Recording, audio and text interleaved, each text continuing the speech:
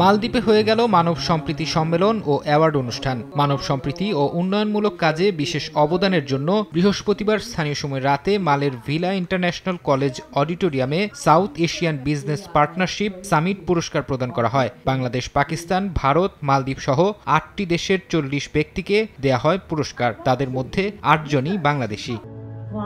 আড়ম্বরপূর্ণ এই অনুষ্ঠানে মালদ্বীপের মৎস্য ও মহাসাগর বিষয়ক প্রতিমন্ত্রী উপস্থিত ছিলেন। তিনি মানব সম্প্রীতি, শিক্ষা, স্বাস্থ্য, পর্যটন শিল্প ও বাণিজ্য শিল্পের উন্নয়নের উপর বিশেষ গুরুত্ব দেন। Human harmony is not just about avoiding conflict.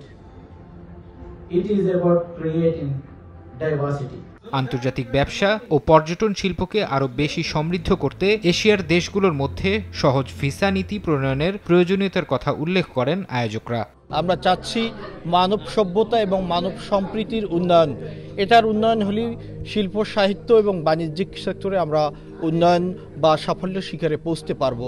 এশিয়ার এই মর্যাদাপূর্ণ স্বীকৃতি পেয়ে উচ্ছ্বাস প্রকাশ করেন পুরস্কারপ্রাপ্তরা। আমি এবং মোশাররফ ভাই দুজনে অ্যাওয়ার্ডে ভূষিত পেয়েছি, এতে আমরা অত্যন্ত আনন্দিত। শুধু মালয়েশিয়াতে না, আমি চাইবো বিশ্বের আরো বড় বড় দেশে আমি আমার বাংলাদেশকে রিপ্রেজেন্ট করব। যে হিউম্যান হারমোনি অ্যাওয়ার্ড 2025 আমাকে মনোনীত করে, আমাকে এই সম্মাননা স্মারকটা আমার হাতে পৌঁছে দেওয়ার জন্য, এবং সেই হিসেবে আমি বাংলাদেশি নাগরিক হিসেবে, বাংলাদেশি চিকিৎসক হিসেবে অত্যন্ত আনন্দিত। বিদেশের মাটিতে এই পুরস্কার অর্জন দেশের সুনাম বৃদ্ধির পাশাপাশি এশিয়ার দেশগুলোর মধ্যেও পারস্পরিক বন্ধনকে আরও সুদৃঢ় করবে বলে আশা সংশ্লিষ্টদের। সময় সংবাদ, মালদ্বীপ।